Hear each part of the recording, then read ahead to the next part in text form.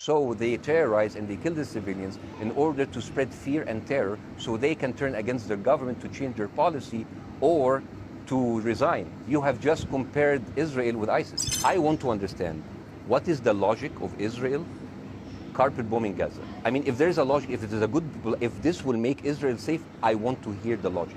So if they continue bombing, what are they hoping to achieve? Well, I think we know what their stated aim is. Their stated aim is to eradicate and wipe out Hamas. They believe Hamas are living predominantly in northern Gaza. They also are aware they're living amongst civilians. So it's an incredibly difficult thing. As I said in my monologue, you know, it is very, very difficult to see how they do this without massive collateral damage.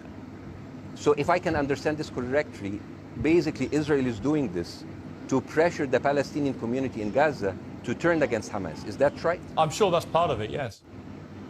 That's part of it. So this is exactly what terrorist organizations do, because terrorist organizations will have no chance beating a whole nation in battle. So they terrorize and they kill the civilians in order to spread fear and terror so they can turn against their government to change their policy or to resign. You have just compared Israel with ISIS. No, I haven't. I don't see any comparison between. It's going to be the headlines tomorrow. Piers Morgan, Israel is ISIS. Only amongst people who weren't listening. The comparison, which is more apposite, is ISIS and Hamas. They are both nihilistic terror groups intent on killing as many Jewish people and others as they can possibly kill. And you can't get peace with people like that. Absolutely. You know what? I'm going to do something that nobody done on your television. You know what I'm going to do on your episode? I'm going to pretend that I'm an Israeli citizen. I'm going to put myself in the place of an Israeli settler in the kibbutz. And I want to speak to my Prime Minister, Benjamin Netanyahu. Mr. Benjamin Netanyahu, I have voted for you because you have promised us peace and prosperity and security. On the 7th of October, those son of bitches Hamas, they went into the fence that is regularly heavily guarded. Usually if there's like a dove that comes close to it, it will be shot. Those people went in and they went for 6 hours before IDF forces was deployed, killing our friends, our families, kidnapping our grandmothers and babies, and went in. I want to ask you, Mr. Prime Minister, after you have fractured the Israeli community and you have fucked our courts, our Supreme Courts, what are you doing with the money being given to you, to the United States? Also, you are carpet bombing Gaza with absolutely no regard to our hostages, our people. I heard a rumor in the kibbutz that you're doing that you let that happen as an excuse to carpet bomb Gaza, so you push them into Sinai. And I didn't believe it. That's like, not my Prime Minister, he can never do that. And then I watched an interview for Danny Ayalon. He was your chief advisor. He was also the Israeli ambassador to the United States. And you know what he said, Mr. Prime Minister?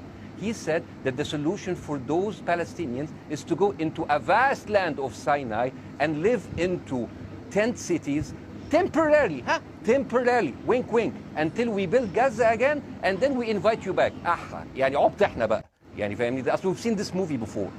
So يعني, and when I saw this, I couldn't explain to my fellows in the kibbutz, how come our Israeli government is trading human life for another piece of land? So as an Israeli citizen, I need to hold my Israeli government accountable. And as an American citizen, I want to know all of these money that we are giving to Israel. We're giving them $4 billion every year. Joe Biden said it's the best investment America ever done. Well, if I am in the place of Joe Biden, I would say, sorry, don't speak. I would say, if I was Joe Biden, I would go down and whisper in the ears of Netanyahu and tell them, I hate bad investment. They haunt me, you know, like Littlefinger in Game of Thrones. But the thing is, this is the problem. Israel always victimizes itself, and I have never seen a victim putting their oppressor under siege and bombing them 24/7. Israel wants you to believe that they are the victim.